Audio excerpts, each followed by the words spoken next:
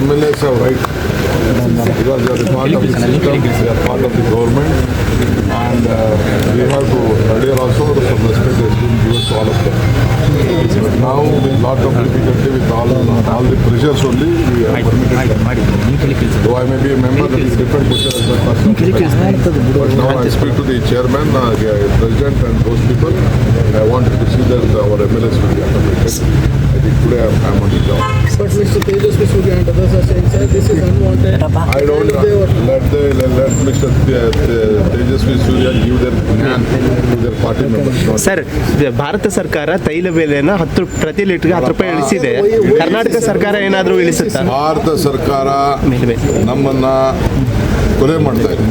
ತೈಲ ಬೆಲೆಯನ್ನು ಜಾಸ್ತಿ ಮಾಡಿಬಿಟ್ಟು ಇವರು ಮಾಡ್ಕೋಬೇಕು. ಎಲೆಕ್ಷನ್ಗೋಸ್ಕರ ಮಾಡಿದ್ದಾರೆ. ಆದರೆ ನೈರಾ ಕಂಪ್ನಿಯವರು ಜಾಸ್ತಿ ಮಾಡಿದ್ದಾರೆ.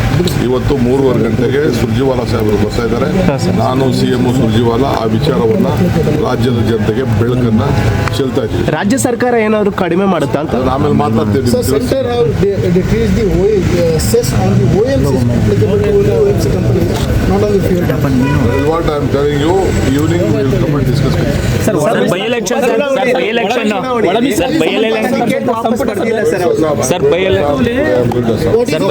ಅಲ್ಲಿ ಅಭ್ಯರ್ಥಿಗಳು ಕನ್ವಿನ್ಸ್ ಆಗಿಲ್ಲ ಸರ್. ಕೆಲವರೆಲ್ಲ ಬಂಡಾಯ, ಕೆಲವ್ರನ್ನ ಅಮಾನತ್ ಮಾಡಲಾಗಿದೆ.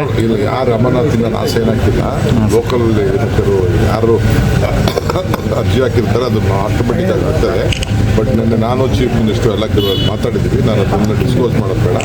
ಎಲ್ಲರೂ ಲೀಡ್ರು, ಜಮೀರ್ ಇರ್ಬೋದು, ನಜೀರ್ ಇರ್ಬೋದು, ಅಲ್ಲಿರುವಂಥ ನಮ್ಮ ಜಬ್ಬಾರ್ ಇರ್ಬೋದು, ಎಲ್ಲರೂ ಕಾಂಗ್ರೆಸ್ ಪೇಜಲ್ಲಿದೆ. ಪಾರ್ಟಿ ಏನು ಹೇಳ್ತದೆ ಎಲ್ಲರೂ ಕೇಳ್ತಾರೆ.